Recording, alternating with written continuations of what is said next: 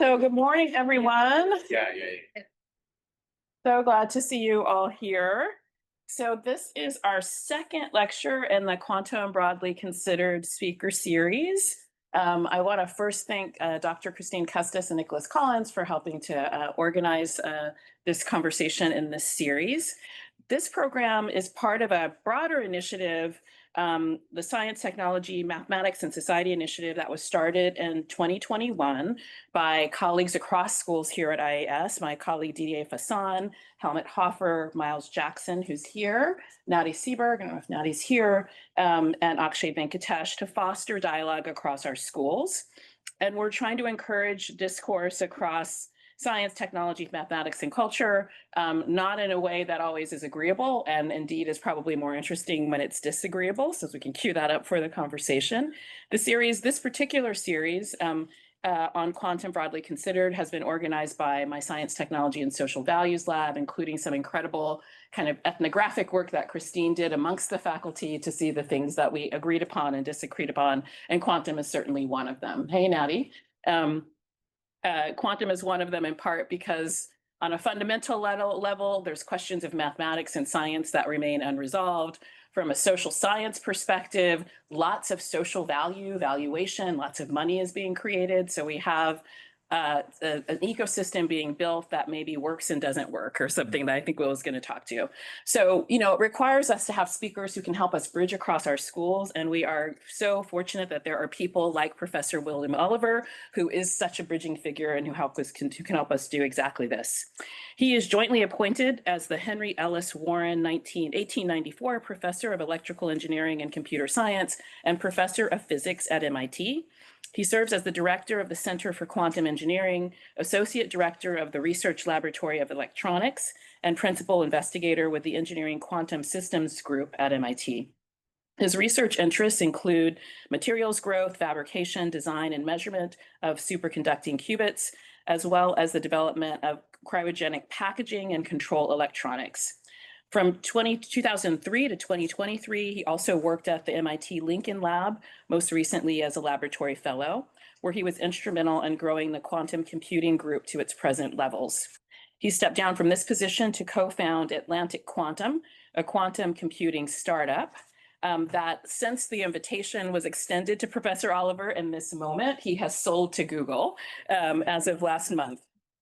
Will is a fellow of the American Association for the Advancement of Science, a fellow of the American Physical Society, and a fellow of the IEEE. He serves on the U.S. National Quantum Initiative Advisory Committee, the U.S. Committee for Superconducting Electronics, and as an IEEE Applied Superconductivity Conference lead editor. Has a PhD in electrical engineering from Stanford, and studied both electrical engineering and Japanese at the University of Rochester as an undergraduate. Thank you very much, Will. Yeah, thank you very much. Yeah, let me also echo my thanks for the invitation to speak today, and also for all the logistics in getting here. Everything went so smoothly. And it's really my pleasure to be here and talk with you about something close to my heart, of course, quantum computing. I'm not an evangelist. I'm actually a realist. And so I would like to give a realist's view, an engineer's view of quantum computing today. And I'd like to do it from an intuitive level. So you won't see too many equations today. I think that's a good thing. And then at the end, I'll talk about some prognosis for where we're going and how we might get there. Okay. You may have seen this picture before. Usually we see it in black and white. I somehow found it in color. Yeah. Of course, this guy everybody knows. He spent some time here. I'm guessing many of the folks here that are in this picture spent some time at the IAS. This is the Solvay Conference in 1927. And as you may know, this is the International Year of Quantum, celebrating 100 years since quantum mechanics was developed. We call that Quantum 1.0.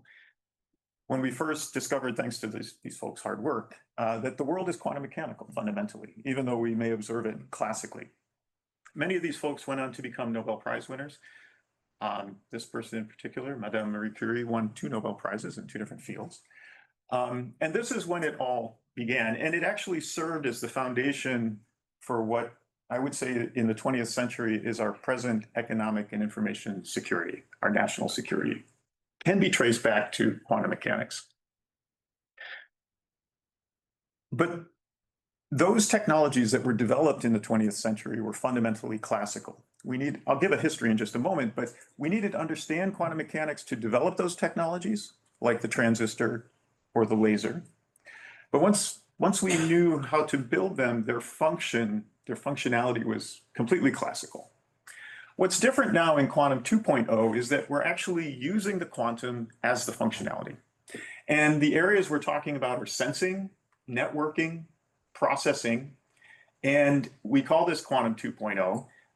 The difference being that we're now sensing and communicating and processing in ways that are either unobtainable or, in a practical sense, just prohibitive to do with classical technology. So that's what Quantum 2.0 is, and that's I should say, the promise of Quantum 2.0. You probably have heard this statement: history doesn't repeat itself, but it often rhymes. And this is Mark Twain, of course. And I like to remember the previous history of classical electronic computing as an example when I think of quantum computing, because I think it puts it into a sharp context. Okay, vacuum tube was invented in 1906, three-terminal device. It was used for radio transceivers for about 40 years, so 4 decades, before it found its way into a computer called the ENIAC, developed at the University of Pennsylvania. Takes up a whole room. You can see a person crouching here, plugging in wires to program it. The following year, the transistor was invented, 1947, again, a three-terminal device, but based on semiconductors. We needed to understand quantum to understand how those semiconductors worked. But the transistor is just an on-off switch for current. Turn it on, turn it off, classical. Within about 10 years, we had a fully functional transistor-based computer called TXO, developed at MIT, but it didn't look anything like the computers we have today. To get closer to where we are today, we needed the integrated circuit. That was the late 50s. But even with that remarkable advance, revolutionary, it wasn't until the 70s that we actually saw chips that were integrated circuits. This is the Intel 4004. 4-bit processor, 2,000 transistors. I think it was roughly 50 kilohertz. Okay. To get closer, now we get into the realm where actually I remember using Pentium Pros, mid-90s, millions of transistors. And of course, that was 30 years ago. Here we are today. We've got these fantastic computers, not just CPUs, but TPUs, GPUs, XPUs, all sorts of processing units. And on the latest Blackwell from NVIDIA, 200 billion transistors. So just amazing processing capabilities, classical processing capabilities. Took over 100 years to get here. Okay, so we can put that aside for a moment and then ask, what about quantum computing? Well, obviously much more nascent. In the 1980s, people like Richard Feynman said, look, if you want to simulate a quantum system, maybe it's a good idea to use another quantum system. It took 15 years for people to figure out, okay, what does that mean to build a quantum computer? What algorithms would run? By the mid-90s, people like Peter Shor had developed an algorithm which attacks public key crypto systems. Okay, national security, that's very important. From a commercial sense, maybe not so important. He's also one of the S's in CSS error correction. We'll talk about that at the end of the talk. But with these two advents, something that attacks our information security and quantum error correction, a means to maintain quantum mechanical behavior over longer and longer periods of time, government started to take notice because this is clearly important. And if that were the end of the story, it probably would not become a commercial endeavor. But there are other algorithms that have been developed starting in the late 90s and continuing today, which are more commercially focused. And we'll talk about a few of those. But by 2000, we knew, okay, we should build one of these things. And in the last 25 years, we've been focused on doing just that. That's my research. I'm a hardware guy.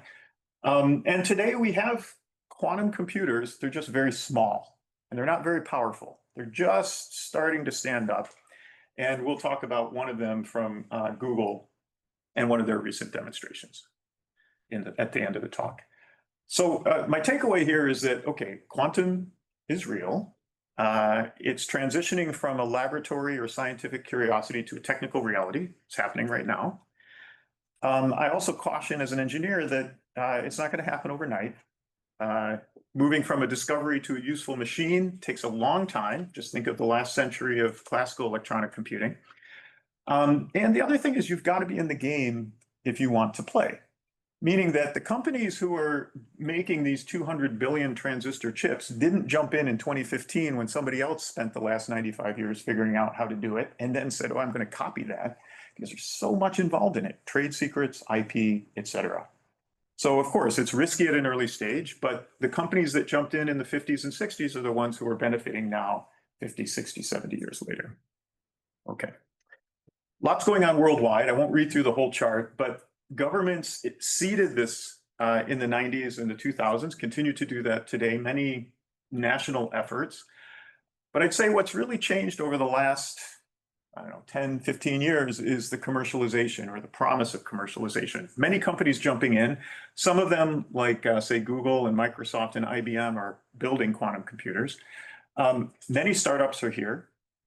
Many of these companies are just trying to understand how quantum is going to impact their bottom line in the future. Others are building the picks and the shovels that will dual use technologies that will also help quantum. And if I really included all companies, it would just cover the whole chart. This is just a small sampling of all the companies that are now doing work in quantum. So with that introduction, I basically divided the talk into two parts. One is qubits and algorithms, which is intuitive technical side. And then the second part is, okay, how are we actually going to do something useful with these machines? And that would be engineering quantum systems. So first off, as an engineer trained in electrical engineering, I like to compare quantum to classical computing that we're more familiar with. So let's start there. A classical computer is based on a bit of information, or a classical bit. A transistor leads to Boolean logic, yes or no questions, zeros or ones. So you can set the transistor in 0 or in 1. These are discrete states. The current is flowing or the current is not flowing. It's really a faucet for current. And based on that, you can develop very, very complicated algorithms.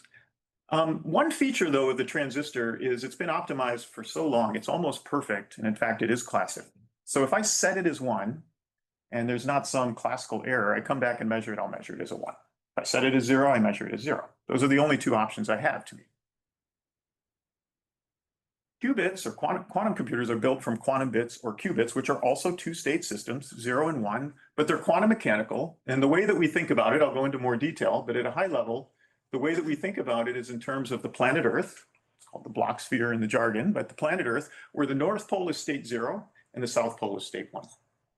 Now, if you're a transistor, you only exist at the North and South Pole. That's your whole world. But a qubit, of course, qubit can be classical. It can be at the North Pole, it can be at the South Pole, but it can also be anywhere on the surface of the planet Earth.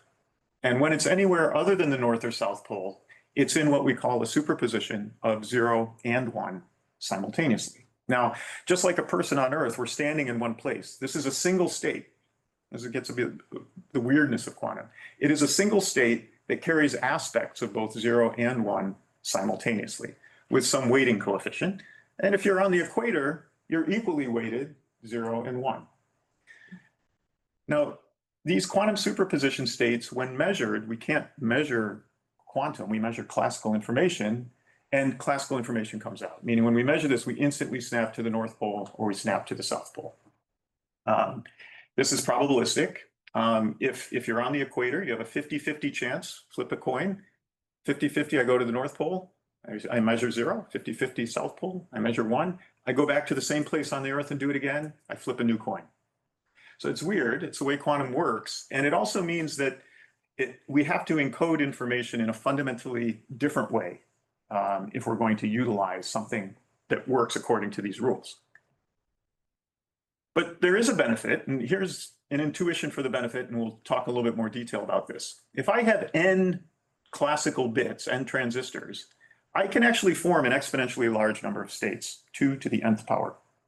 So if I have 3 transistors, 2 to the third is 8, there are 8 ways I can arrange the zeros and ones. And if for some reason I wanted to calculate each as an input to get some output, calculate some function, classically I have 2 choices. I can either take one computer and I feed in 000, get the output, 001, and get the output, and I do that 2 to the n times. Or I can buy a very large number of computers and try to do it in parallel. That's classical parallelism. But either way, if I have an exponentially large number to go through, it's going to take exponential time or exponential hardware. Sometimes it's called exponential space, but let's call it exponential hardware. Quantum computers, similarly, with n qubits, I can form 2 to the n classical states. But the difference is I can take all of them and put them into one massive superposition state. So one state that has aspects of all 2 to the n possibilities. And what that leads to, as I'll show in a moment, is a quantum version of parallelism and interference. So you can figuratively think of putting in a large, massive superposition state into one quantum computer. It does some calculation, and then another massive superposition state comes out. Now, I'll talk in a moment about how to measure that. We haven't measured anything yet, so we haven't gained anything, but intuitively, this is how it works. So how do we take advantage of this? Well, first off, we need qubits. And this isn't a talk about qubits, but let me just say that there are 2 general flavors of quantum bits. One are the natural atoms, which we get from the periodic table from nature. And if you remember, an atom has discrete energy levels. So you have the nucleus, which has the protons and the neutrons, and you have electrons orbiting around. And the feature is that there are discrete energy levels. And so you could take one electron and say, whether it's in shell 2 or shell 3, that's my qubit, 0, 1, 0, 1. Okay, and of course it's quantum mechanical, right? The second type of qubit, we might call them artificial atoms. They're actually electrical circuits. This is the one that I work with. And rather than neutrons, protons, and electrons, we work with circuit elements like inductors, capacitors, and something called a Josephson junction, that we arrange them together. And when we do that and we cool them down to low temperatures, they also exhibit discrete energy levels. Now, why they do that, I'm not going to go into that today, but just take it as faith that, in fact, if I cool this circuit down, I'll have a ground state and a first excited state, just like I have shells to an atom. And in fact, I could choose to make pretty much any circuit that I desire. And so there's a Mendeleev table of different circuits one could imagine, each of these having different properties, just like atoms have different properties in the periodic table. And so these are the 2 types of qubits that we have available to us today. Okay, good. All right, so now let's dig into quantum interference, quantum parallelism, and the like. And so to do that, I need to introduce spin up and spin down. So we have a quantum system.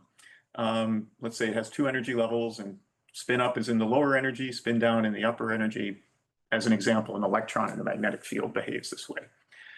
Okay, I'm going to assign 0 to be spin up and 1 to be spin down. It's an arbitrary assignment. I can pick whichever way I want to go, but this is the one I picked today. And we represent, you could use this as a classical bit, just like a transistor. And so when this vector points to the North Pole, that's state 0. And when the vector points to the South Pole, that's state 1. And those are the 2 classical points on the Earth. But of course, we just talked about, we're able to put these into a superposition state, a single state where the 0s and 1s are weighted. And that's pretty much any time you've left the North or South Pole, wherever you are on Earth, you're in one of these superposition states. Now, we represent it using 2 angles, which may sound abstract until you think about longitude and latitude on the planet Earth, and then it totally makes sense, right? That's all we're doing is we're saying GPS, which latitude, which longitude am I at? And I can tell you exactly where I am on the planet Earth. So this looks somewhat complicated, but in fact, all it is longitude and latitude. And so we often talk about these weighting factors, alpha and beta. These are complex numbers, but only because we're dealing with angles. And if you're on the equator, your theta here is equal to pi over 2 reference to the North Pole. And then you have one other angle, which is where am I on the equator, right, around the Earth. Okay. So with that, let's now imagine that we have 3 of these types of qubits or spins. Now, classically, I can represent, as we said, 2 to the n classical states. I can enumerate them all here or use the spin up and down. It's all permutations of ups and downs. There are 8 of them, 2 to the 3rd. I can also consider them quantum mechanical, and I can take all of these classical states and put them into a single superposition state with C1, C2, all the way to C8 being the weighting coefficients. I can make it look digital by using numbers, 0s and 1s.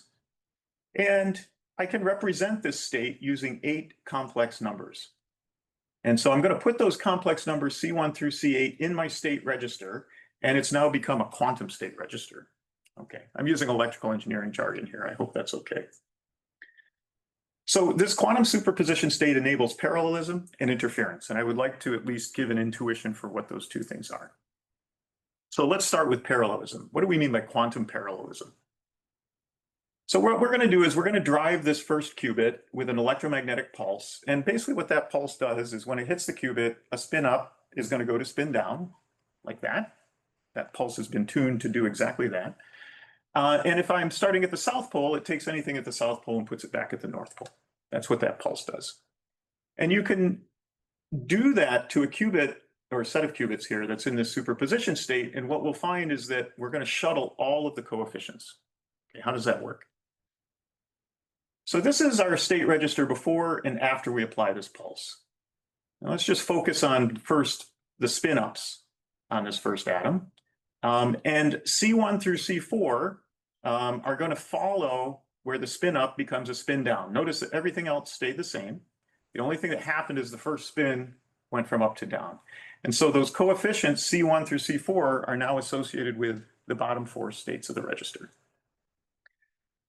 You can do the same thing with the spin down, and those coefficients now come up to the top, and we can then reflect on what we've done. We applied one pulse. We applied it to one spin, but we just shifted 2 to the n coefficients. That's called quantum parallelism. That's all it is, quantum parallelism. Okay. Let's think about quantum interference now. I don't know if you noticed, but this pulse is about half the size, in fact, exactly half the area as the other one. And what it means is it only rotates half as far. So let's do a before and after again. So I'm going to have to, just by fiat, say something happens, is that I'm going to rotate this spin at the North Pole. Instead of pi, it's going to go pi over 2. It comes to the equator, and I'm just going to associate that direction with a plus sign. So spin up becomes a superposition of up plus down. This plus is exactly that plus. Now, experts know that I should normalize this. I'm not going to normalize this. It doesn't matter for this. And so let's take a look at just this first one. I have up, up, up, and we're going to ask what happens to that up. Well, it's going to go to up plus down. So it's going to go to these 2 positions, and C5 is going to be shared between them now. Okay. Now, again, there's a 1 over root 2 for the experts, and it doesn't matter here. Okay. What happens if I was at the South Pole? Well, the South Pole is going to rotate around this axis in the same direction, pi over 2. So it also goes up to the equator, but it's pointed in the opposite direction. So that's a minus sign. So that minus sign comes in right here. And coefficient C6 then will be split between these 2 states, but with a minus sign. Okay, interesting.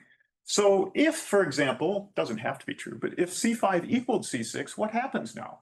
Well, where they add together, we call this constructive interference, and the weighting of the up, up, up state gets bigger because it's twice as big now.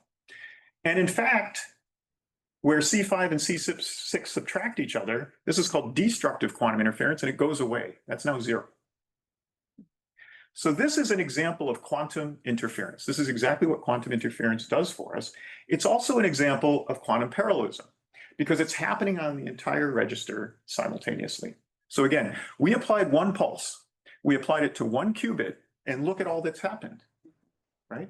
Quantum parallelism and quantum interference. And this is what underpins the power, potential power, quantum computing. Okay, now how do we use it? I'm not going to talk through this whole chart, but if you're familiar with Boolean logic, you know that there are gates, basically mathematical logic. A NOT gate takes an input 0 and makes it 1, 1 to 0. An AND gate will do the AND operation between 2 inputs and give you an output. An OR will give you the OR operation between 2 inputs and give you an output. And you can imagine that with these types of building blocks, you can run any Boolean logic algorithm. And that's true. We would call it a universal gate set for Boolean logic. It's not unique. You know, there's a whole bunch of these gates that have been developed over the years. You don't need them all. You just need a handful of them. And what it means is no matter what Boolean logic state you start from, you can get to any other state just by using a small set of these gates. And that means that it's universal. It can run any algorithm I can imagine. Okay, Quantum computing, it's the same concept, but rather than those gates, we have different types of gates, which you can think of as rotations on the planet Earth. So one would be a rotation of 180 degrees around the x-axis. We call that the x gate. 180 degrees around the y-axis. We call that the y gate. We don't do anything. We call that the identity gate. A whole bunch of gates just like this. Those are single qubit. We also need 2-qubit gates. And I'll show an example in a moment, but one is called controlled knot. Another is called controlled phase. The point being is that we can form a universal set of quantum logic gates with just a handful of single qubit and 2-qubit operations. It's not unique. There's many combinations that will work, but if they're universal, the property they share is that you can go from any starting point to any ending point in the state space. That's universality. Now, one difference is that quantum gates are reversible. There's also examples of reversible classical logic. And it does require at least one 2-qubit entangling gate. And I'll show an example of that in just a moment. So let's first, though, look at single qubit operation. And the one I'm going to use as an analogy, it's an analogy to classical NOT gate. So a NOT gate would take an input and invert it. The quantum gate takes an input, say, north pole, and makes it south pole. And this is what it looks like. This is the envelope of the pulse. There's an oscillation inside that I'm not showing. And we would apply that pulse along the x-axis. You can see the red arrow come in and out that follows the envelope of this pulse. And what it serves to do is rotate the blue vector around the x-axis. That's why we call it an X gate. Goes from the North Pole, goes to the South Pole.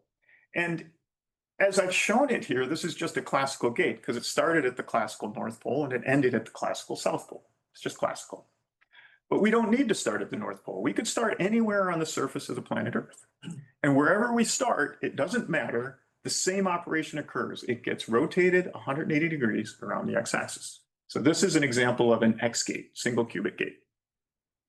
And if you wanted to dig in a little bit, you could say, oh, these coefficients alpha and beta, they get switched. That's what the operation does. Now, a 2-qubit gate, the analog classically is called exclusive OR with this truth table. And one way to think of the exclusive OR gate is to say, I'm going to use a control and a target bit. So I have two inputs, X and Y.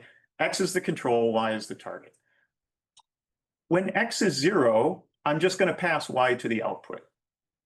So X is controlling what happens. When X is 1, I'm going to invert. 0 becomes 1 and 1 becomes 0. That's all the classical exclusive OR gate does. And in the quantum realm, we call this a controlled NOT gate because the control says whether I do the NOT operation or not. And you have a controlled qubit and a target qubit, X and Y, but the truth table looks the same aside from this quantum notation. And what it means is the rotation of Y depends on the state of X. So let's take a simple example where the input is a superposition for the control, 0 plus 1, and my target is just 0. Quantum is a linear algebraic theory, so you can use linear algebra to do this, so let's just do it one at a time. So when the control is 0 and the target is 0, my output just gets passed, so 0 stays here. And when the control is 1, I'm going to flip the target, so that becomes 1. And now, if you look at this, it's a very interesting state because although it started as something which was just X times just Y, I can't do that anymore. I can't factor this into something which looks just like the X and something that just looks like the Y qubit. This is an example of an entangled state. They're intimately related quantum mechanically, and I can't break them apart.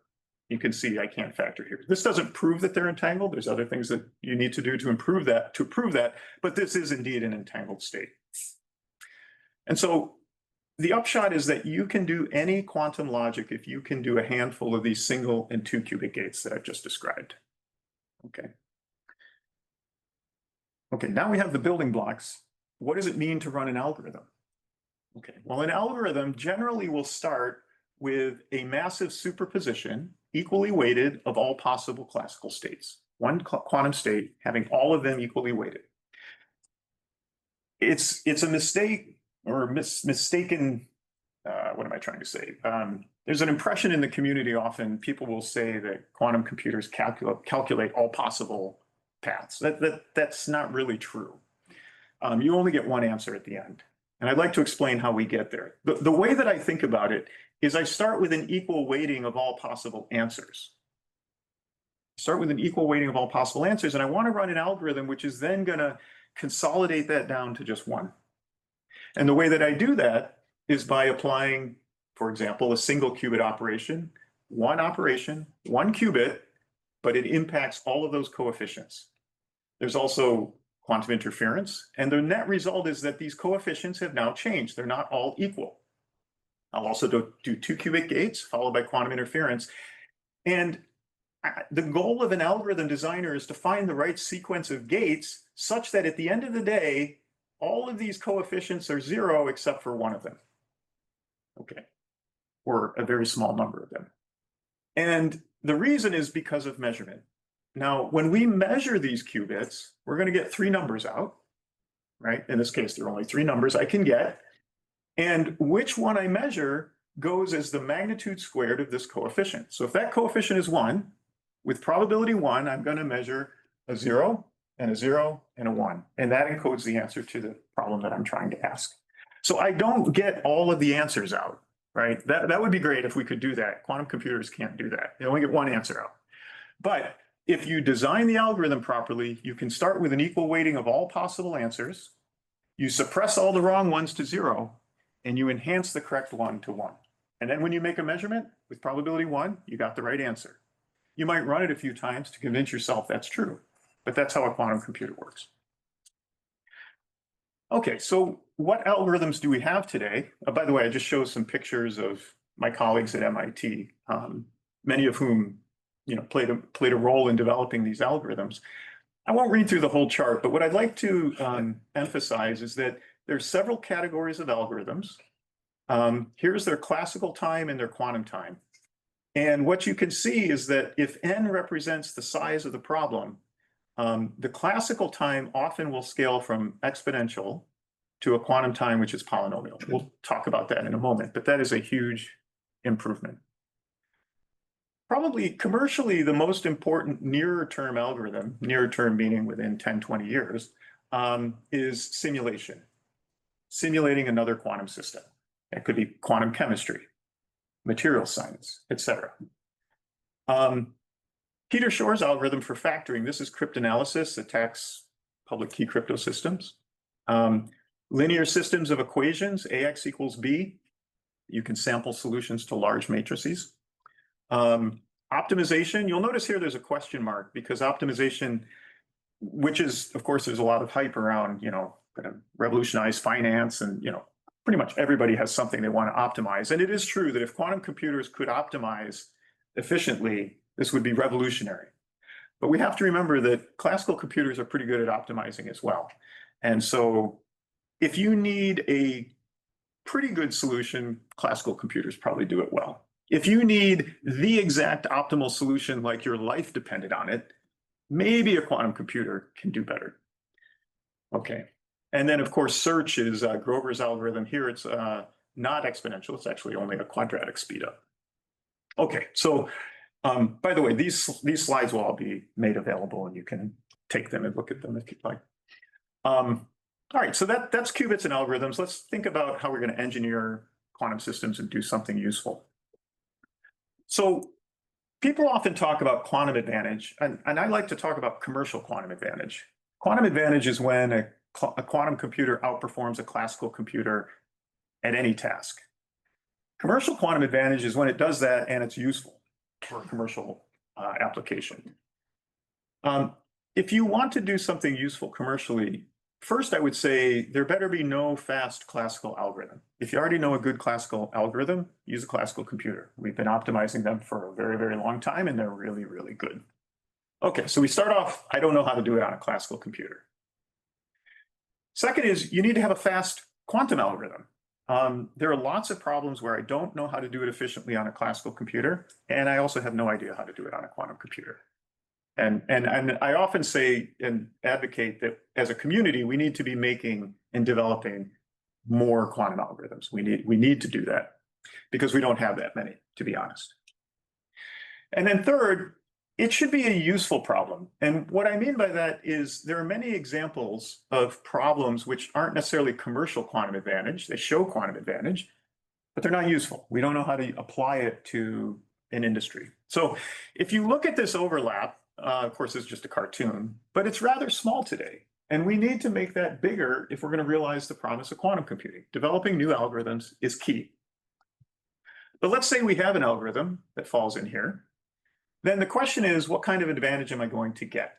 And people often focus on the time to solution. That's an important one, but also the size of the system, how much energy it's going to consume. There are many qualities that one could look at, but they're all proportional to two factors. One is a polynomial in the size of the problem, n, and the other is exponential in the size of the problem, n. Okay. So one advantage that a quantum computer can give us is it might change the polynomial. We call that a polynomial improvement. Grover's algorithm is an example. It takes a phone book with n numbers, and the search typically, classically, would take n over 2 time on average, but it can make it square root of n. That could be a big number. You know, if I have 1,000,000 names and I want to do the inverse lookup, square root of n is 1,000. That's a lot better than 500,000. Okay, but the real promise of quantum computing is in the exponential improvement. And that's when you take something that's upstairs and it comes downstairs, becomes polynomial. We don't experience this generally in our everyday lives unless we're scientists working with it. So to give an indication of exponential growth, the example I'd like to use is that let's imagine you wanted to simulate a quantum computer on a classical computer. And you could ask for that massive superposition state, 2 to the n coefficients, C1 through C2 to the n, how much memory would I need to store it? Okay, so if I have 30 qubits, I can store 2 to the 30th coefficients on a laptop, powerful laptop, but I could do that.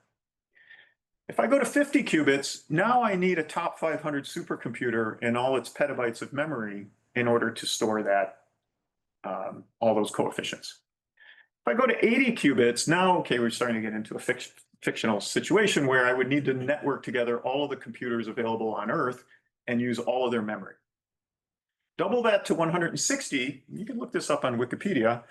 That's an estimate for how many silicon atoms are on Earth, 2 to the 160th power. So I would need to take every silicon atom and I would use it as a memory element in this fictitious classical computer. And now 10x where we started, 300 qubits, you would need to use all of the atoms in the known visible universe, employing each one as a memory element to store all of this. Okay, so that's exponential growth. Of course, the challenge is to use it in a productive way. This alone doesn't guarantee that quantum computers are powerful by any sense of the word. So why don't we have quantum computers at scale right now? We only have small ones. And it comes down to 2 times. One is the coherence time, the other is the gate time. I'll take them one at a time. Coherence time is how long a qubit remains quantum mechanical and viable. If I start with a computer in some state, I put it in its initial state, and I'm going to start running my algorithm and applying single and 2 qubit gates to it. As soon as I start, I'm not the only one interacting with that computer. The environment, anything around is interacting with it. Noise, electromagnetic vibration, mechanical vibrations, electromagnetic noise, cosmic rays, muons coming in, hitting the substrate. All of these are the environment of the qubits, and it can disrupt that state. And what happens is that over time, to me, the state is going somewhere else and it blurs. You can think of it as blurring. And basically in my state space, I'm going from where I start to the answer over here. I don't know that it's over here, but let's say it is. And I'm taking it step by step, single qubit, 2 qubit gates. And I'm thinking I'm going to the answer, but as I'm marching there, the environment is also applying gates that I don't know about, taking me somewhere else. And every time I do it, it takes me to a new place because of course it's noise. It's not the same every time. That's what I mean by blurring out. Now the qubits are not lost, they're still there, but the state that they end up in changes from shot to shot. And that's the problem. The time frame over which that happens is called the coherence time. The second time scale we care about is the time for an operation. How fast can I apply these gates? That's just like a classical computer. Is it a 2 gigahertz processor or a 4 gigahertz processor? How fast can I apply gates? And so the figure of merit that we care about is how many gates can I apply before the blurring occurs, right? That's the figure of merit. So with that, you can compare many of the platforms that we're using to build quantum technologies and compare them against one another. So this vertical axis on the left is this metric, the number of operations I can do before I have an error on average. And that is 1-to-1 in what we would call the gate fidelity. That's a jargon, but it's just a quality of the gate. Say out of 100 times, if I have one error, that means it worked 99 out of 100 times, that we'll call 99% gate fidelity. If it's one error in 1,000, that'll be 3 nines, et cetera. And of course, more nines is better. The horizontal axis is just this gate speed in units of hertz, right? How fast can I apply the gates? And what you see is that best performance, of course, is in the upper right corner, and most of the qubit platforms are roughly, in some sense, equally far from the upper right corner. That's why there's no clear winner yet today. Yeah. So what we can say about some of these, for example, is one of the leaders, trapped ions, they have very, very high single qubit fidelity. Oh, by the way, the shapes are the 1 and 2 qubit gates. And if I can do these two, I can run any algorithm, which is why we want to understand how they compare together. So they have good single qubit gates. They want to make better 2 qubit gates, but they're relatively slow compared to, say, superconducting qubits, which are very fast, but maybe the fidelities aren't quite as high as the trapped ions, right? It's okay. Trade space, 6, 7, right? I had a kid. Neutral atoms somewhere in between. And there are other ones, nitrogen defects in silicon, nitrogen vacancy centers in diamond, silicon quantum dots. There are many technologies. I'm not showing here photonics, many candidates. I'll show it in just a moment, but lots of great research efforts going on worldwide to see, can we get to the upper right corner and who's going to get there first? I won't read through this chart, obviously, but just to say, this is another way to look at it. Superconducting qubits, trapped ion qubits, neutral atoms, all the companies that are in there, doing this work.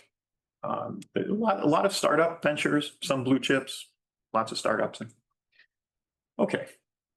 So if you ask me, what does a quantum computer look like? This is what I would say. On the left is IBM's Osprey with about 400 qubits.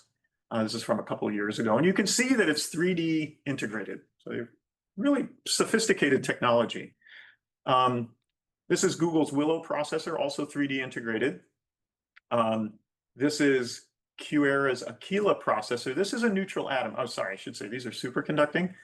This is a neutral atom. You can see that little dot next to the laser pointer dot. That's actually a cloud of neutral atoms. This is Quantinuum's trapped ion machine called H1. You can see a racetrack here, and the ions can go around the racetrack, and then they cross over to talk to each other. This is D-Wave's superconducting quantum annealer. It's different than the type of qubits I've been talking about today, but also an annealing computer. And then this, of course, is obviously not a quantum computer. This is a Wright Flyer. Often said to be the first time humankind flew, but that's actually not true. We had hot air balloons, we had gliders, we had aerodromes, lots of ways people could fly before this. But what changed is that it all came together. The person's on board, it's self-propelled. They had a novel control system. It took off and it landed. And when you see that, you say, oh yeah, that's the dawn of commercial aviation. It all kind of came together. None of us would get on that plane, but we can see that commercial aviation would come. 2 decades later, 3 decades later, 1920s maybe? Okay, that was 1903. And so, of course, I put this here because I believe that although these are very primitive machines today, I do believe that they've shown all the pieces that are needed to foresee that commercial quantum computing will come, provided we have a useful algorithm that provides commercial quantum advantage. Okay, that's great, a lot of promise, but to realize the promise, we need to engineer systems that are robust, reproducible, extensible, right? We need a plane with a fuselage and a seat, not this plane. Okay, so what that means in my language would be that you need to have an architecture. This one's due to Cody Jones from 2012. You have an application at top, fingers on a keyboard typing an algorithm. the bottom, you have the physical qubits, what we've talked about today. But in between, you have a logical controller that interprets my programming language into a series of single and 2 qubit gates. And then you have a lot of work that goes on related to error suppression and error correction. And I'm going to talk about that for just a moment, because with our quantum systems, they're very fragile. And if you want to do something useful, you need to have error correction and error suppression.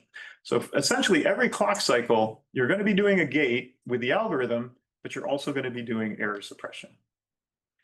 I often use the analogy of lacrosse, which hopefully, this is a sport I know that Princeton plays, Cornell plays, Maryland, Duke. Okay.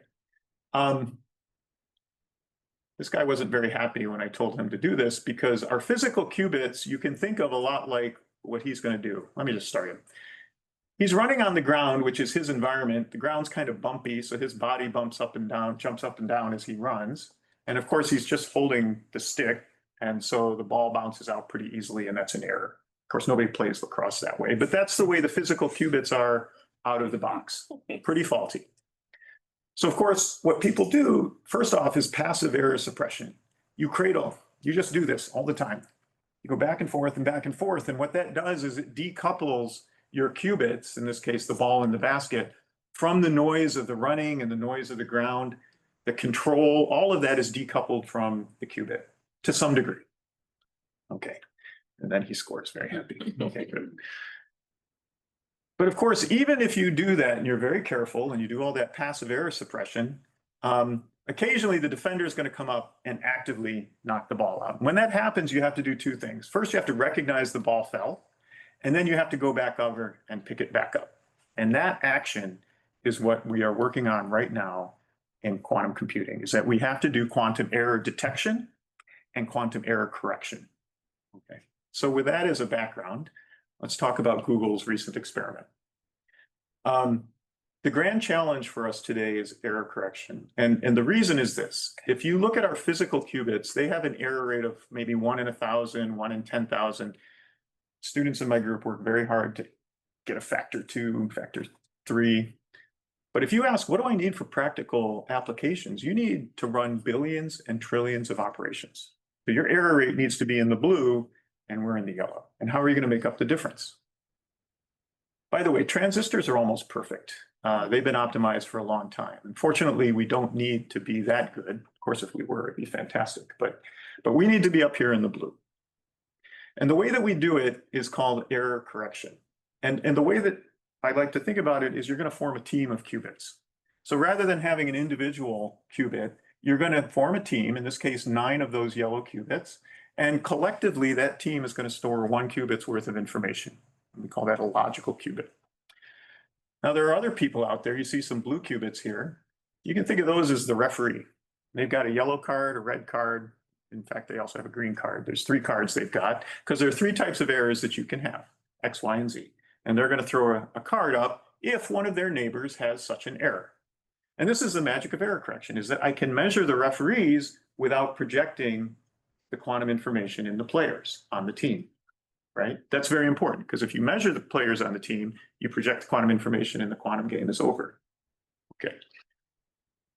So of course, none of this comes for free. If you ask, how does the team perform? There's a cost to putting a team together, represented by C, but then of course there's an advantage, and that advantage in turn is actually exponential in the size of the team, which in our jargon we call the distance. So distance 3 would mean a 3 by 3 array, and a distance 5 would be a 5 by 5 team, et cetera, for this simple example. There's of course a threshold as well. Many of you may have kids. I remember my kid when he was 5, we'd go to the playground and, heartwarming, but total chaos, right? You got like 20 kids on the playground, everybody's running around. If you add more kids to the playground, is it going to be more chaos or less chaos? Of course, more chaos, right? Because they're 5-year-olds. And until 10 years ago, all of our qubits were basically 5 years old. But over time, we've improved the qubits. And at some point, I don't know when it happens, elementary school, junior high, at some point, you can start adding more people to a team, and the performance of that team gets better and better. And of course, by the time we have companies, you have companies with hundreds of thousands of people, And a lot of those people are not doing the fundamental job of the company. There's an HR department and a security department, all these other departments, that's the cost, but you still do it because it outperforms the individual. So what that looks like in our jargon is that you have an error of the team, the logical error, that's a log scale. And then you have the error of the team members, and that's a linear scale. We're roughly right about here, 1 in 1,000 error rate, so 0.1%. The different color lines are showing different size teams. Blue is the smallest, purple is the largest. And here's the threshold. So if the team members are not very performant, then of course making the team better makes things worse. But if you're on this side of the line, which is where we want to be, making the team better makes things, or making the team larger makes it much, much better, exponentially so. So if you, let's say we're here, 0.1%, if you go from a distance 3 team to a distance 5, you get this improvement factor lambda. If you go one step larger, you get another factor lambda. And you can just keep doing that, making the team bigger and bigger and bigger and bigger until you achieve the error rate that you would desire. Here it's, I just stopped here, but it's roughly 1 in a billion, not quite. You could ask, what did that cost me? Well, if it was just 1 qubit, the error rate was 1 in 1,000. At distance 17, that's 577 qubits on the team. That may sound like a lot, but the logical error rate is 4 times 10 to the minus 9. So I got almost, roughly a factor of 500,000 improvement. I only had to add factor 577 qubits. Exponential gain for linear for a linear increase in the size of the team. So this is exactly what Google did in the fall of 2024. And this experiment, in a world where everything's a breakthrough, there's way too much hype in this field. I don't like it very much, but this one actually is a breakthrough. What they demonstrated is that the logical error probability as a function of the number of times they ran the error correction cycle. So they take a memory and they just do error correction, error correction, error correction, error correction. They ask, how long does this thing last? How does it decay on average? With distance 3, it decayed according to this red curve. So of course the errors increase over time as I do more and more cycles. They increased it to distance 5 and they got the teal. So it went down, and going down means less error. And they go to distance 7 and it went down the same factor. So what happened?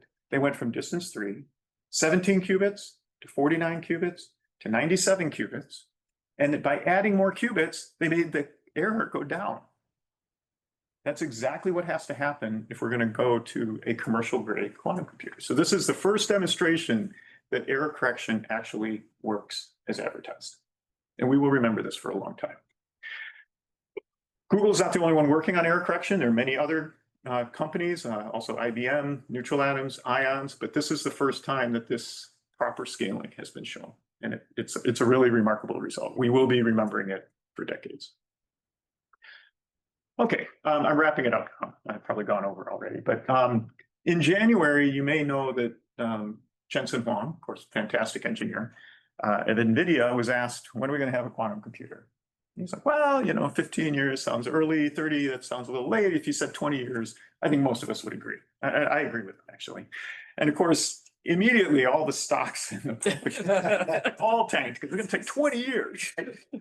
But actually, I agree with Jensen. And the reason is because this part, very useful quantum computers.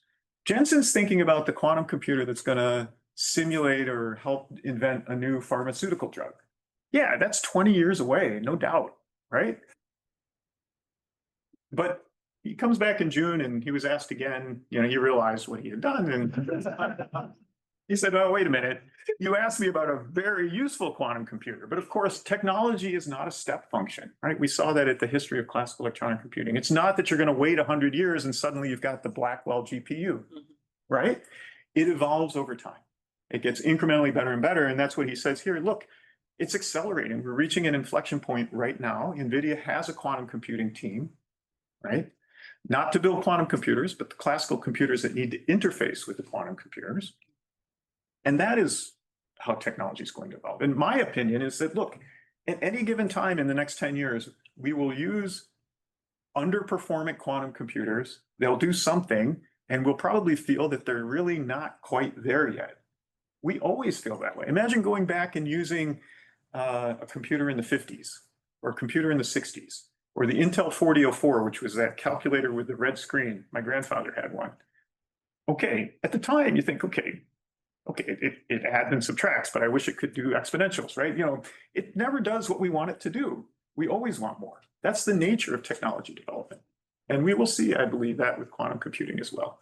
All right, last slide. Reality versus promise. Quantum computers are not going to replace classical computers. They have to work in tandem, partially because we need to do the error correction, and all of that inference is done on a classical computer, but also because quantum computers don't solve all problems efficiently, right? There's only certain problems that they do better than classical computers. We definitely need more algorithms. We should all work on that. We don't need to worry about breaking encryption soon. To do that, we're going to need around 2,000 error-corrected quantum bits to break RSA 2048. So public key crypto today is safe. But we also know that nation states will often store on hard drives stuff that they can't necessarily read today, but they will be able to read it when we have a quantum computer that's sufficiently performant. And for that reason, the NSA about 10 years ago asked NIST to develop a new set of public key crypto systems called by Kyber or related names. It's out now. We need to switch to that. We needed to switch yesterday, but we should switch to that as soon as possible. The software side is probably straightforward, but there's a lot of embedded hardware that also needs to change. So this is going to take time. It's going to take a lot of money, but we need to do it because we all have information that we want to retain security over. We're going to need quantum error correction. And my group and many groups, many companies, this is really what the focus is if we want to realize the full promise of quantum computing. And so with that, thank you for your attention. Welcome emails if you have questions, and I'm looking forward to the discussion. Thank you.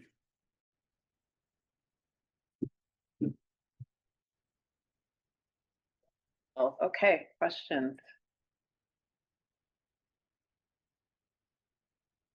You mentioned that transistors they've been researched for 100 years, and their error correction is like way better than what we need. So what was the time scale for transistors to be wireless? Oh, well, they still have errors. They're just very rare.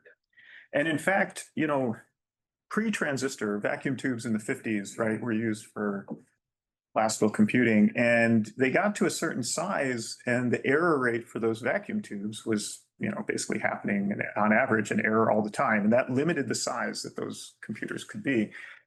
And many of the early work on error correction was precisely because these classical computers had errors that were occurring too rapidly. And that is the fundamental, the foundation for quantum error correction today was much of that early classical error correction work. In terms of transistors, you may know that if you look at a memory element, it says ECC on it. And a lot of times memory will have error correction algorithms built in. And if you look at supercomputers, like the top 1 computer or top 500 computers, they're doing, they've got 40, 50,000 processors switching at 2 gigahertz, right? So they actually get close to that 1 part in 10 to the 20. So they also have error correction built in, because even at 1 part in 10 to the 20, if you're doing 10 to the 20 operations, on average, you'll have an error. And so they need to account for that. So it's not that we don't use error correction at all, classically, we certainly do. In terms of how long it took for classical transistors to get to 10 to the 20, I don't know the exact numbers there, but certainly CMOS was developed in the 1980s. We started with bipolar junction, then that became too power hungry. Emitter coupled logic, that became too power hungry. Eventually we switched to CMOS in the 80s. And by the 90s, we had millions of transistors, right? And I think we only went to billions of transistors in the 2000s, and now hundreds of billions of transistors. So that gives an idea of how that evolved. Those computers you showed, do you actually Peter? buy them? Which computers? Yeah, you have pictures of computers. Can you actually buy them, or do you have to put them into your big? Well, if it's me, I don't have that kind of money. They're very expensive, and I think they're operated like a mainframe would have been in the 70s. Yes. As you said, they have to work with an ordinary computer in order. That is true. That is true. And that ordinary computer could be on your desktop today because those computers are very small. So IBM has computers in the cloud that people can access remotely via the internet, but it's very much of this mainframe mentality. Of course, we used to have to go to the mainframe. Now we have an internet that can connect us to it. But you would type on your computer at home and then send that program to the quantum computer. It runs it, gives you an answer, a noisy answer back. But IBM has sold, I don't know, several tens of quantum computers to national labs, companies, Cleveland Clinic, worldwide. They're not very performant, okay? But they're also not toys in the sense that if you wanted to develop an algorithm, right? Quantum algorithm, let's say you're working at BMW and you've got an optimization problem. You don't have to write the final program. You could write a small version of the program that captures all of the essentials that you can envision needing and just a few variables. So I want to optimize 100,000 people to build this car, but I can only simulate 100 people right now. But I could still write the algorithm that does all the mechanics that would need to be done to do that optimization problem. I use that as an example because I work with BMW on exactly that problem. And you can run that on a small scale quantum computer. Now, of course, that doesn't move the needle at all today because I can do much better on a classical computer. But I now have that quantum algorithm in my pocket and I have that experience that tells me, okay, I know what I'm waiting for. I know how big a quantum computer I'm going to need in order to do better than what I can currently do. So I think there's still utility. In fact, sorry, I shouldn't use that word, but that's exactly what IBM says, quantum utility. And what does that mean today? It means that you can test ideas even though they're not going to be commercially relevant right now. Question here. Yep. Then we'll go to Avi. From your perspective. So I guess when you're trying to draw this analogy between the development of the classical computer and quantum computer, I guess one thing, one idea I've always come across a couple of times in the past is that for the classical computers, like say when the integrated circuit was developed, and people immediately know what is good for, like what kind of commercial applications it has. So there has been money pouring into making better transistors, making better integrated circuits, developing all these software, hardware that's needed to build like a really good computer. And I guess it's like partly driven by the funding from the government, from like funding. So like a big part of that is from like commercial use, I guess. So I guess like for quantum computers, is there any chance that at some point like funding from like a commercial use would outperform whatever people is now just burning money from the government agencies, or if Well, like when are we going to reach that? Yeah, I guess I would say a few things there. First off, I don't know that. So I could ask a question. I'm often asked, when are we going to have a quantum computer, right?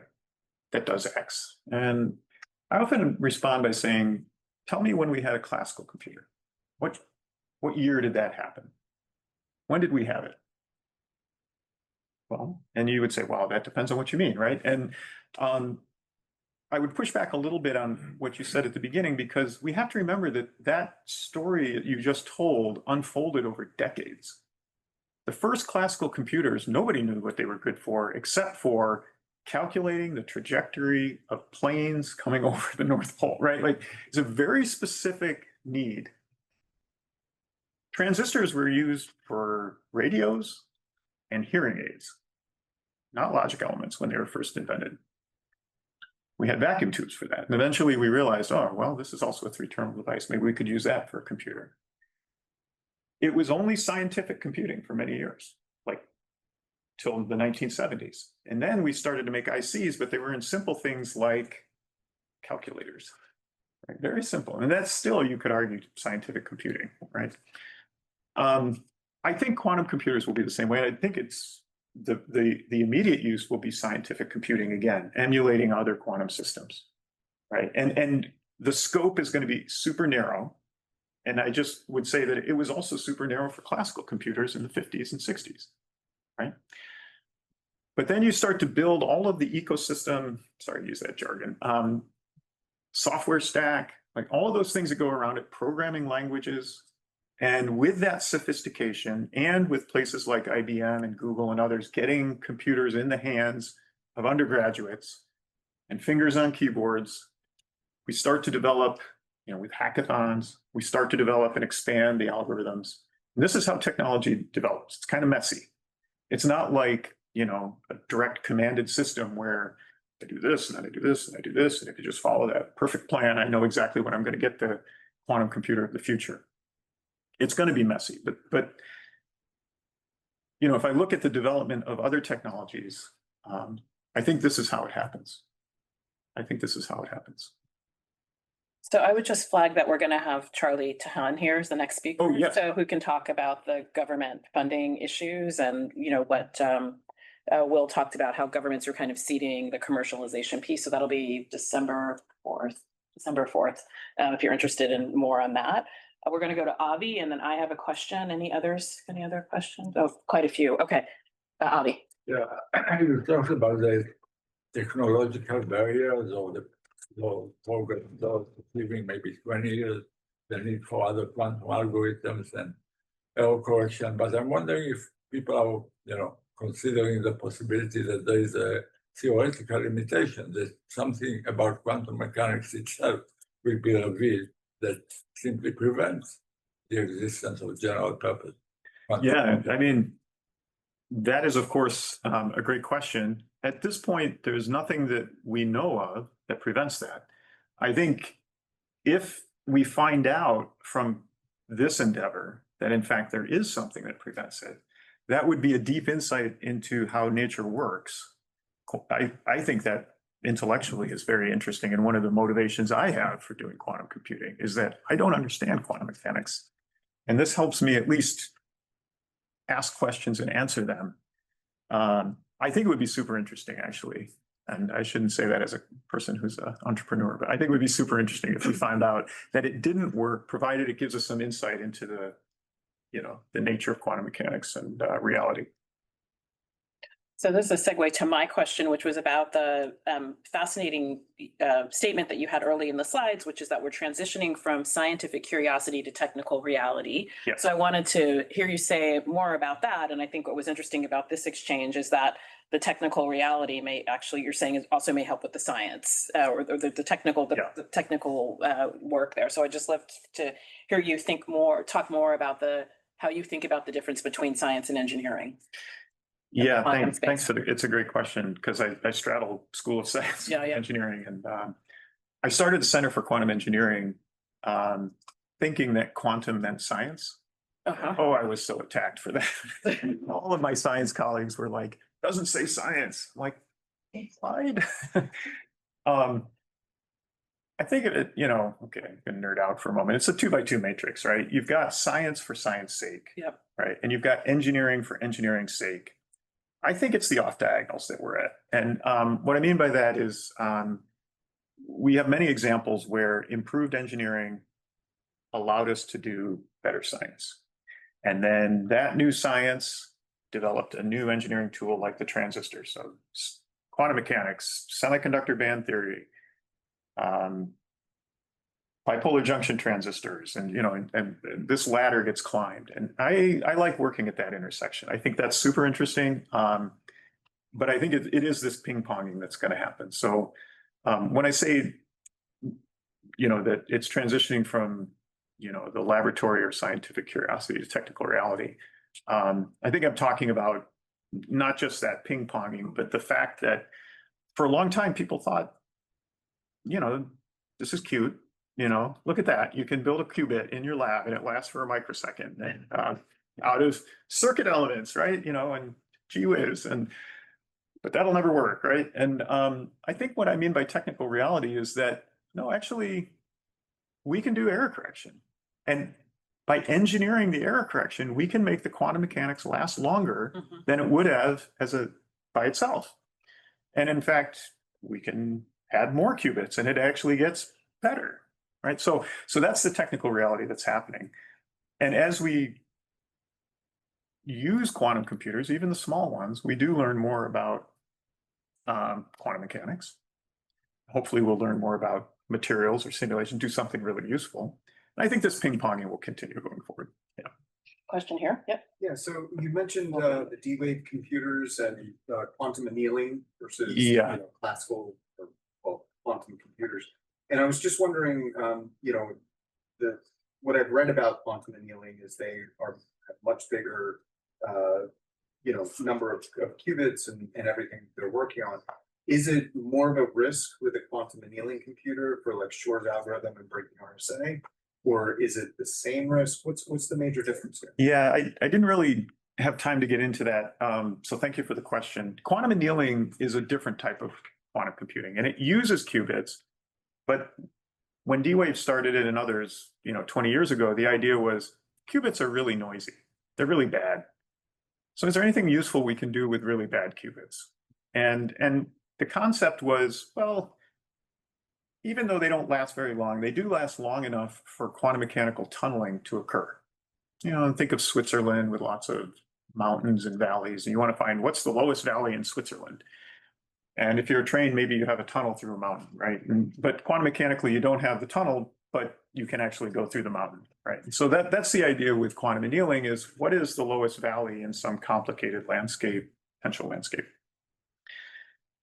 I think what we've come to appreciate over the last 20 years, it sounded like a good idea, quantum tunneling, maybe that's better than not tunneling, right? In terms of optimizing for the ground state. But I think what we've learned is that it's quantum annealing, which means there needs to be quantum mechanics involved. If there's no coherence, it's not quantum, right? And if the way that I think about it is that, so first off, we believe the best that they're going to do is a quadratic improvement, which is not very powerful, but it's not nothing either. The second thing is that because they don't need super high coherence qubits, it's easier for them to go to 5,000 qubits right away. That's why they have more. We can't really compare them because the quality per qubit is very low, but they have a lot of them. What I showed, quality very high, but they only have a few of them. And I think for quantum annealing to work, it's not that single qubits tunnel independent of one another, but it's actually what we call in the jargon co-tunneling, which is that collectively, quantum mechanically, we're all connected and we all tunnel together. That requires quantum coherence. And that's where D-Wave runs into trouble, is that there's so much decoherence that they can't co-tunnel together. It's a lot of individuals tunneling, and that gets you stuck in a local minimum rather than the global minimum, in a nutshell. I think we've got 3 questions. So the gentleman at the back of the wall, and then the one in the last row, and then Miles, and you've already asked a question, so let's see how we go with time. Okay. Hi, so the slide says we likely will need quantum error correction. You brought up the big chasm between typical qubit error rates and like what's required for you to go quantum. So what are the scenarios in which we won't require quantum error correction and still have something? Maybe I should just cross out likely. No, I guess what I mean by that is people are always coining new terms, euphemisms. I think there's this thing called early fault tolerance. Now, as an engineer, I'm like, okay, whatever. No, the point is that let's say I can do error corrected gates, which improves my error rate, but I can't sustain it long enough to do the actual fault tolerant. It's not fault tolerant. Maybe I should take a step back. There's a difference between error correction and fault tolerance, right? Error correction means I can correct errors, but it's not perfect. So then there always will be an error at some point. And the question is, does that error blow up and destroy the computation? Or am I tolerant to those faults, meaning that I can then, on the next step, recognize there's an error and fix it then? That's fault tolerance. So early fault tolerance means I can do some error correction, maybe detection, some correction, but I'm not tolerant to faults. Eventually, it is going to fall apart. Those errors are going to blow up and ruin the game. So I think in the early fault tolerance regime, we will be able to do interesting work. Right? We're doing interesting work now, right? It's just, if you ask me, what do we need to achieve what Jensen was talking about in 20 years? Yeah, we're going to need fault tolerant quantum error correction. But at the same time, IBM's generating revenue today. They have a commercial business. Companies pay $2-3 million a year to gain access to their computers. So they're generating revenue. Lots of the picks and shovels companies, they're generating revenue, right? So it's not that this is a commercial endeavor today, but it certainly isn't the end game yet. Yep. So I kind of had more of an application slash global policy question. So I guess with the emergence of these new technologies, how do you see like applications of these technologies to like national security, whether that's threats from other countries to us or us getting an advantage over adversaries that we may have? Yeah, so of course, the information security aspect is key. And so that one, I think it's clear that, we do not want to have an adversary develop a shore capable machine before we do in the US. And almost certainly they're not going to publish it in Nature and say, we now have a shore capable machine. Right? We're just going to notice that things start happening that shouldn't be happening. We don't want that to happen. But in terms of the other aspects, I think if we look at the transistor or the laser, as I said at the beginning, those types of technologies are really the foundation for our current economic security. It's not just about information security. Sure, we care a lot about that. And post-quantum crypto will very likely help to address that. But what's going to be the tax base for the US 50 years from now, 70 years from now? And are we going to benefit from that? Or are we going to be watching our adversaries benefit from that? And what would they use that tax base for? They're going to use it for social programs. They're going to use it to build up their military, right? And so all of these questions are related to, advanced technology and how we use it, how we commercialize it, how we take advantage of that commercialization, not just for what it promotes for humankind. Sure, we could develop better drugs, right? To use an example, that's great. But I think it also comes down to, what is going to come after conventional computing, classical computing? And is that going to be dominated by the US? It's going to be shared amongst many countries. Is it going to be dominated by one of our adversaries? Those are important questions to be thinking about.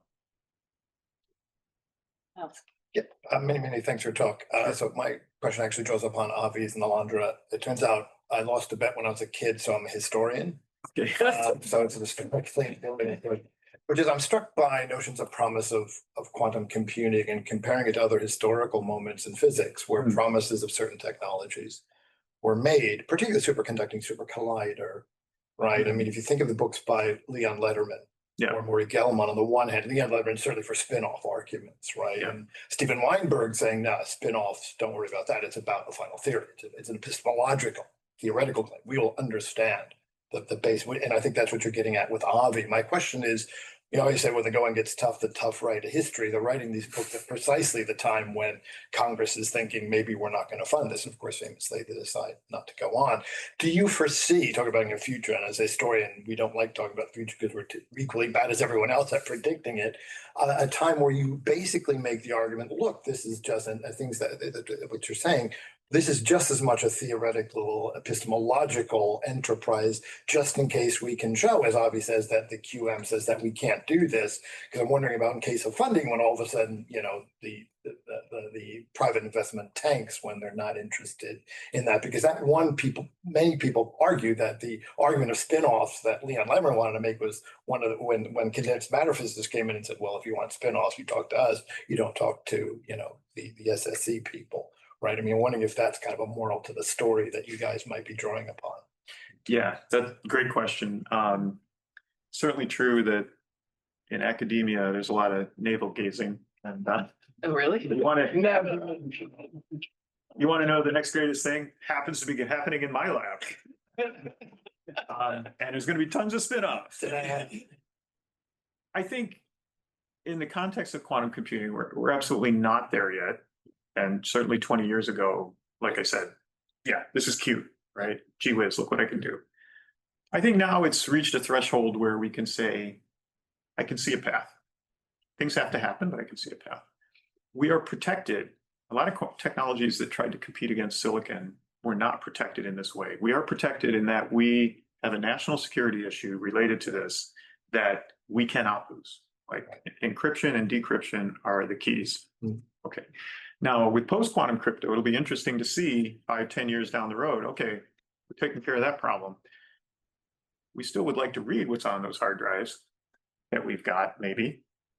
But at least the urgency maybe is a little bit relaxed, right? At least the urgency where, gosh, we're in big trouble if we keep encrypting the way we are. Question will be, do we make enough advancement between now and then on the commercial side to say that, okay, now commercial can pick it up? AI, of course, is a good example here where they had several winters over the last 30 years. Yes. And I think we should be cognizant of that. I try not to hype, but many of my colleagues hype. I'm not an evangelist.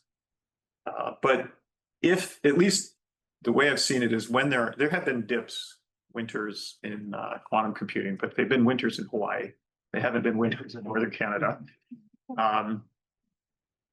None of us have a crystal ball, but I think that this one is important enough that there are legs to it. And of course, technology has to work. If it doesn't work in the end, then of course, people will lose interest. But this one I would say is a bit different than some of these other CMOS competitors, gallium arsenide or whatever. Oh, it's clearly better. Okay, but CMOS is always improving, right? CMOS will never catch what a quantum computer's promise is. Right, That's the difference. Yeah. Thank you very much. Do another question. Wait, let me do Karina and then we'll go to you and then we'll wrap. Okay, great.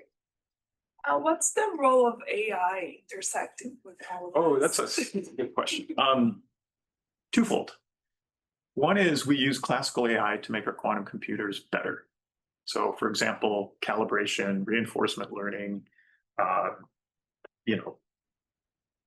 the inference of what error occurred and where it occurred and doing that more efficiently. All of these things can use classical AI and they benefit for it. So that's one. The second one is quantum AI. That one's more speculative because quantum is big processing. It's not big data. Data that we collect today, it's all sitting on classical computers. And so it's got all of that classical bottleneck trying to get it into the quantum computer. So one area that makes sense to me, at least intuitively, and I'm not an expert, is that if you want to train classical AI to be quantum aware, maybe I should use data that are quantum to begin with, to train on, right? So that maybe a quantum computer can help provide data that is training a classical computer. That might be the first step towards quantum AI. But this data loading problem is a real issue. You think, oh, needle in a haystack problem. You hear it all the time. Quantum computers are going to do all this stuff. And you're like, okay, but financial industry is working on fraction of a second decisions, right? Classically. And we're going to optimize portfolios on a quantum computer. You got to get all that data into the quantum computer. Then you have to chunk on it. Then you got to get it out. Then you have to make a decision. And that second is long gone, right? So we have to figure that out. Maybe the last comment is, you can short circuit that. There's some early research going on. If you can take, say, for example, a quantum sensor, and you never convert what it measures to the classical domain, you leave it quantum and you connect it quantumly to the quantum computer. That would be an efficient transfer of data from point A to point B, and then you process on that data. Okay. Those are words. Nobody's done that yet, but it does sound interesting to me, and I think it's a research direction. Last question. Thank you. Can you elaborate a bit about energy consumption? You mentioned Yeah. you need to cool down ions, you need to trap the atoms. So Yeah. you need a supercomputer to correct the errors. So Yes. what is going to be the energy consumption of later computation? Yeah, so the quantum computers themselves, the qubits, ideally they require no energy themselves. They don't dissipate any energy until you measure them, so that's good. The control infrastructure, holding them in place or cooling them down to millikelvin temperatures, that takes energy, tens to hundreds of kilowatts. Okay, that's not the big consumption.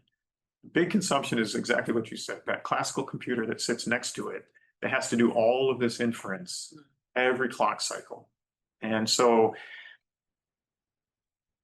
quantum computers aren't going to solve, at least in this way, our energy problem. Right? It's not like, oh, we just do all these calculations on a quantum computer and it'll solve our energy. That's not the case, because they're going to run in tandem with high performance classical computers. But the way that I look at it, there is a different way, which is how much energy did I expend to solve that problem? And if the problem is so difficult that on a conventional top 500 computer, it would have taken me 10,000 years. And I add up all of that energy, right? And I compare it to running for 1 day on a quantum computer, and I've saved a lot of energy. So per problem, we save a lot of energy. But at any given time, I think it's human nature that we're going to use all of the energy available to us and then want to build it a little bit more. We're flawed. I think this is our first IS lecture with 6-7 in it. So you get that award. And thank you for this extraordinarily interesting and illuminating lecture. Well, Thank you.